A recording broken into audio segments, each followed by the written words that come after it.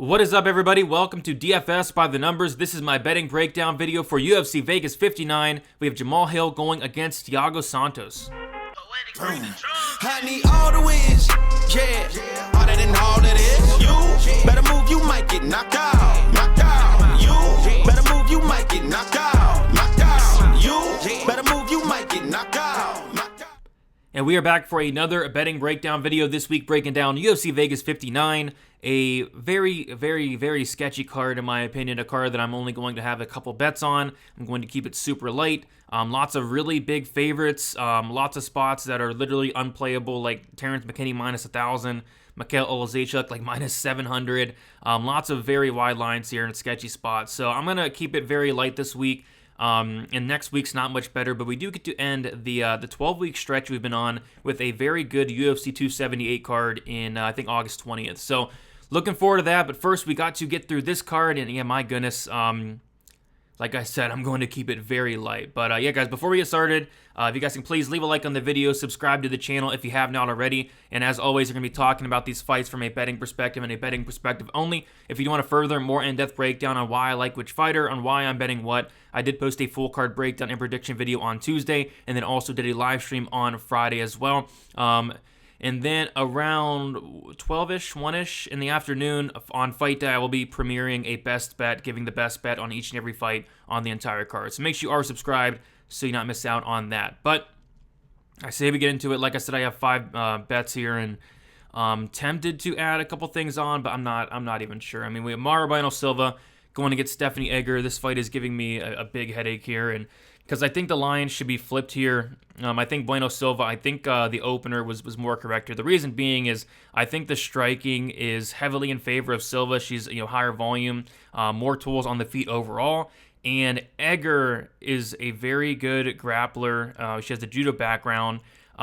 It's a close fight overall, but I just feel like the discrepancy in skill on the feet is much wider than it is on the mat. Bueno Silva's super good on the mat, and I wish she would go and implement more takedowns in her game. It's just not something she does, but she does have 3 submissions in the UFC, which is very good considering she's never landed a takedown. So I feel like this is going to be a pass spot for me here because Bueno Silva has shown some very questionable fight IQ. Some very questionable tendencies in terms of her striking, the whole showboating stuff, and just stuff I don't like. And I feel like Edgar is going to be the one to dictate where this takes place. And if Edgar can get the fight down to the mat, she probably can win minutes. So, like I said, this fight's just giving me a headache. I've been tempted on the Silva side all week. I'm not sure if I'm going to pull the trigger. I think I might just pass, and pass might be the best move here. But I would feel more comfortable on the plus money of anything here in this fight. But yeah, Bueno Silva for me. Don't think I'm going to bet this fight, but we'll see. We'll see if this line gets wide. If the line gets wider, I might have to. Corey McKenna going against Granger. Not much to say here. I think Corey McKenna should win. Do I want to lay minus 205 on her? No. Path to victory is there with the takedowns. Granger like a 40% takedown defense. Corey McKenna should absolutely take down Granger and just win minutes on top for 3 rounds. She did show horrendous fight IQ in her last fight against Elise Reed, not doing that game plan, going for takedowns, but going for them with not much time left in the round. If she does that here, she probably loses. But I think I'm going to pick Corey McKenna to go out there and fight smart. But can I trust her to do that? No. And can I trust her to do that at minus 205? Absolutely not. So just another clear-cut pass for me. Josh Quinlan going against Jason Witt. I feel like this fight goes one of 2 ways. The first way, and the most likely way, especially the odds are saying the same thing here, is there going to be that Quinlan knockout. And the reason I do like Quinlan in this spot, the reason I do think he should be favored, is because he's going to be live for that knockout in any round. In the first round, in the second round, in the third round. Jason Witt, he's been finished 8 times in all 8 of his losses, 6 coming by knockout. His chin is not great. His cardio is not great as well. So if Witt goes in there and tests his striking for a little bit in the first round against Quinlan, I think he gets knocked out. If Witt goes in there and wrestles Quinlan down to the mat, controls him, is he going to be able to keep up that wrestling pace for 15 minutes? I don't think so. I think Witt eventually slows down and gets finished later in the fight. So I think Quinlan's very live for that knockout. If Jason Witt does win, I think it is going to be by decision, and a line that is on DraftKings Sportsbook I was waiting for this week was going to be that decision only for Jason Witt. Was hoping it was that plus money, but they did put it at minus 125. If you think Witt wins, Maybe the decision only route is the best look here. The decision only is the opposite of the finish only. If the fight does end inside the distance, you do get your money back there at pushes. And if Witt does win a decision, which I think that's his win condition, you do get paid out there. But I think I'm going to sit back and watch this one. I think Quinlan does knock him out, but minus 265, it's definitely steep with a lot of question marks about Quinlan. And even you're laying like minus 155 on the finish prop, minus 110 on the knockout prop. I think I'm going to sit back and watch. But yeah, Quinlan should finish Witt at some point in this fight. Brian Battle going against Takashi Sato. I actually do have a bet here, and the couple bets I do have were from my show I do on Monday, Probability with Uncle Weezy. That's on the MMA Engine YouTube channel. Basically, we go through and look at all the props from a data-driven perspective, look at the finish rates for the division, look at the finish rates for the fighters, and all that good stuff. And this was one of the spots that really stuck out. We have two guys that are really good finishers. Sato and Battle are both very good finishers, and both fighters can be finished. They have been finished in a combined 5 of 6 losses there. And I think it's simple as this. Battle, if he gets his fight down to the mat, Sato's really struggled with the ground game. He's been submitted 3 or 4 times. And then on top of that, if Sato wins the fight, it's going to be by knockout. This guy hits very hard. Battle is very hittable. So I think the fight doesn't go. Kind of covers both sides there. The fight doesn't go. I got it at plus 125 on Monday, half a unit on it. It has moved a little bit. It's still plus money on some books. I think that's worth a little poke there. Especially seeing Brian Battle at the weigh-ins. He did not look great. So maybe that does hurt his durability a little bit. And like I said, he is super hittable, and Takashi Sato does hit very hard. This line's kind of crazy. Minus 315 for Brian Battle. That's a bit much. I think he does have all the tools to go in here and beat Sato. He's higher volume. I think if this fight does hit the mat, he's going to be live for that sub. But, seeing the weight cut, seeing him on the scale, seeing how hittable he is, it does give me some serious pause for that minus 315. But yeah, fight doesn't go. Battle's live for the sub. Sato's live for the KO. If you like Sato, the KO prop plus 400 is not terrible. Terrence McKinney going against Eric Gonzalez. They're onto it. It was good times going out there and getting an over/under set at 2.5 in a Terrence McKinney fight, but that is no more. They set it at 1.5, and it's like juiced. It's like minus 260, minus 250 to the under 1.5. So there's really no way to play this. Terrence McKinney should go out there and finish Eric Gonzalez in the very first round. Terrence McKinney to win in the first round is literally minus 200. That's not something you really want to get involved in. So although I do think this does finish, although I do think McKinney wins, can you lay minus 900 on the guy? No, you can't. Can you lay minus 200, minus 240, 250 on the under 1.5? I don't really want to, but I do think this fight does finish and finish pretty early on. But they're all over these props. They basically are saying, we don't want you to bet this, and this is probably going to finish in the first round. But yeah, no value on these props. I'm going to sit back and watch this one for as long as it lasts. But yeah, McKinney should roll. Olszajchuk going against Sam Alvey. Olszajchuk minus 700.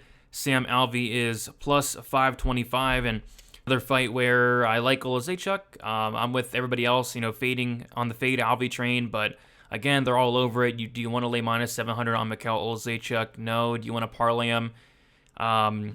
I guess you could, but it doesn't really add much value to your parlay there. Just a very wide line here for Olszajchuk. Olszajchuk by KO minus 115 is not horrible. I could see him going out there and taking his time. He has done that in some fights. Going out there, taking his time, picking apart Sam Alvey, landing more volume. Or he can come out there like a madman like he does in some other fights and try to finish Sam Alvey early. Just another fight I'm going to sit back and watch this one. I think Olszajchuk does win this fight, but minus 700, you can't really do much with that. So, and I'm definitely not betting Sam Alvey. Ariana Lipski going against Priscilla, catch a beating. We have Ariana Lipski minus 175, Priscilla catch a beating, plus 150 here. And yeah, I do have a bet here. I have the fight doesn't go to decision, plus 135, half a unit. I think this fight has sneaky finishing upside here. So Priscilla catch a beating. They call her catch a beating for a reason. She's absorbing like almost 8 significant strikes per minute. She has literally no striking defense, the worst striking defense in the UFC. She's tough as they come, and she's eating a ton of shots. But you don't really want to eat a bunch of shots against somebody in Lipski who does hit super hard. So I feel like Lipski, believe it or not, could potentially hurt Priscilla catch a beating on the feet. You don't want to be a walking punching bag against somebody in Lipski who does have power, who has knocked fighters down before. And yes, Priscilla can eat punches against Ji Young Kim, eat punches against fighters like Luana Carolina. And by the way, Carolina knocked her down. She can eat punches against Molly McCann. I don't know if she can eat punches against Lipski, and on top of that, I feel like Lipski can mix in the takedowns here, and if she does, Lipski does have a decent submission game. She's very dangerous, and Cachoeira has been submitted twice in the UFC, so I feel like Lipski's live for that submission if the fight does hit the mat, and I feel like she can even hurt Cachoeira on the feet with how hard she hits. On the flip side, if Cachoeira wins this fight, it's going to be by knockout. Cachoeira is not a minute winner unless the judges consider eating punches with your face winning minutes. I think Cachoeira does need a knockout to win. Lipski did miss weight. She looked fine. Not sure what happened there, but yeah, if Cachoeira does win, it is probably by knockout, and I think Lipski does have sneaky finishing ability. Cachoeira's been finished in half her losses. Lipski's been knocked out 3 times there. So yeah, took the half unit shot on the fight doesn't go, plus 135. It stuck out. I think it's a sneaky look. I like Lipski to win here, but yeah, minus 175. Honestly, it doesn't look that bad, but the weight cut kind of scares me away a little bit, and I just not really want to weigh. I just don't really want to lay minus 175 on Lipski here. But yeah, the bet fight doesn't go, half a unit, plus 135. All right, my goodness, Sergey Spivak going against Augusto Sakai. I do have a bet here, and this was another bet I did make actually during the show on probability. It's going to be the fight doesn't go to decision. BetOnline had it at minus 150, and they had it there for a good amount of time, like a day and a half, 2 days almost. And it didn't really make much sense to me. I put a unit on it at minus 150 there. You can still get it around like minus 180, minus 190. I still don't mind that whatsoever. We have a striker versus a grappler. Sakai, he does have power. Spivak has been knocked out in 2 of his 3 losses. And Spivak, very good wrestler, 60% takedown accuracy. If Spivak gets on top, he's super dangerous. Lots of ground and pound. Sneaky submission game as well. I think if Spivak gets on top of Sakai, the fight could be over shortly after there. So I feel like Sakai on the feet is going to have knockout opportunities. Spivak on the ground is going to have ground and pound TKO opportunities, submission opportunity. Did not like what I saw with Sakai off his back, and Spivak is super dangerous on top there. So I think the fight doesn't go, covers both sides. I do like Spivak here, but like most fighters on this entire card, he is a huge favorite and probably wider than he really should be. Minus 300 for Sergey Spivak, which I don't really love, but I like the fight doesn't go here. Half or 1 unit, and then minus 150 there. Next, we have Juliana Miller going against Brogan Walker. Another fight where I'm tempted on the dog, I guess, with Brogan Walker. She's fought the much better competition. It's not even close. She's much more experienced, but this is a fight where I think it is very close. I like the aggressiveness of Miller. And if she can get this fight down to the mat, we have seen Walker taken down and stuck on her back at times. I do think Walker's takedown defense is good. I do think her striking is good, and she's going to have a big striking advantage in this fight.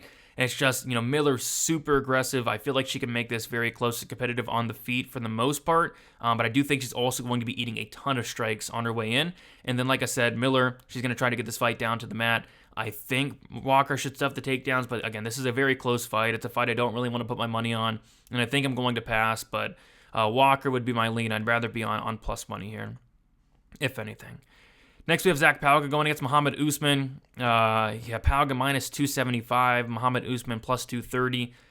Saw the weigh-ins, and I was expecting Usman to be a lot bigger, actually, but that's not the case. They're like the same size, which is interesting considering Pauga is a light heavyweight and Usman is a heavyweight. But, they matched up good at the weigh-ins, which is a good sign for Zach Pauga here.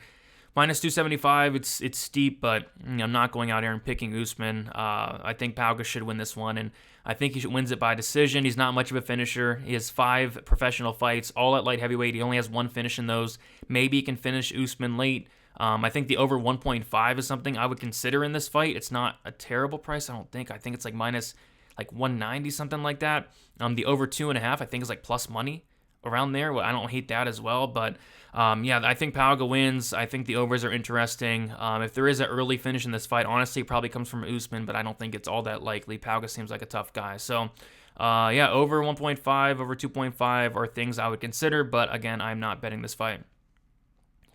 Next, we have Vicente Luque going against Jeff Neal. Vicente Luque minus 190, Jeff Neal plus 160. Last week, I did a Pantoja finish only or scorecards equals no action, and that was one I kind of had circled for this fight here, was that Luque scorecards equals no action, but they're absolutely all over. I think it's like minus 250 on FanDuel. It's like minus 230 on DraftKings, and BetOnline is like minus 210. At that point, there's just no point in playing that. I think Luque should win this fight. I do think if it goes to decision, It's going to look very competitive. Luque does eat punches with his face, and he does have the durability to do that, but Jeff Neal does hit very, very hard. I think Luque inside the distance is interesting. He is a finisher. Neal has been finished in half his losses, but again, nothing I'm really running to the window here for. I'm going to sit back and probably watch this one as well. Yeah, as you guys can tell, lots of passing, a very sketchy card, a card I'm going to keep super light, but I do have my last 2 bets here. My night pretty much comes down to Jamal Hill. So I do have 2 bets here in this fight. The first one is Jamal Hill decision only. This is the opposite of the scorecards equals no action. This is the opposite of the finish only. It's decision only. That means if the fight goes to decision and Jamal Hill wins, the bet cashes. If the fight ends inside the distance, the bet gets refunded. It's voided. And DraftKings opened up the Hill wins by decision only at -150. They're saying that if this fight goes to decision, Hill is -150 in that decision, and it just doesn't make any sense to me at all. Against somebody in Thiago Santos who just doesn't throw anything at all. Like, especially at this point in Santos' career, he literally does not throw anything. 25 minutes of fight time in his last fight, landed 60 strikes. 25 minutes of fight time against Johnny Walker, landed 44 strikes. 15 minutes of fight time against Rakic, 49 strikes. He doesn't throw anything. So for Jamal Hill to only be -150, decision only, it shocked me because, Jamal Hill lands over 7 significant strikes per minute. So that line made no sense unless they think like Santos is going to wrestle here, which that's not something he's done in literally like 4 or 5 years. So, I like the decision only for Jamal Hill. Do I think it hits? No, I think this fight does finish, but if it goes to decision, that line is just completely off, and it's still like -160. Didn't move as much as I really thought. So yeah, give me the Hill decision only, but like I said, I think that does push. I do think this fight finishes, and I also have 2 units on Jamal Hill to win inside the distance, -155. I think he does finish Santos. I think Santos is done. I don't want to disrespect Santos too much, but man, he's looked horrible his last few fights, and we have a good sample size of him looking horrible at this point. Like 50 minutes his last 2 fights combined, just nothing to show for it. Against Rakic, just nothing. And Jamal Hill, young up and comer here, fresher guy, should have a big speed advantage, a big volume advantage. He's shown power. I think Hill does knock out Thiago Santos. So yeah, Jamal Hill inside the distance, 2 units, -155 there. I think he does finish Santos in this fight. If you like Santos, I would look at the knockout prop +450. But I think Hill does get this done. I'm kind of scared because Jamal Hill does have very questionable striking defense, and Santos does hit like a truck. So that's a little terrifying. But this is the one spot on the card where I do like Hill, and I like him quite a bit. So we'll see what happens. Quick recap of the bets. Not a ton, guys.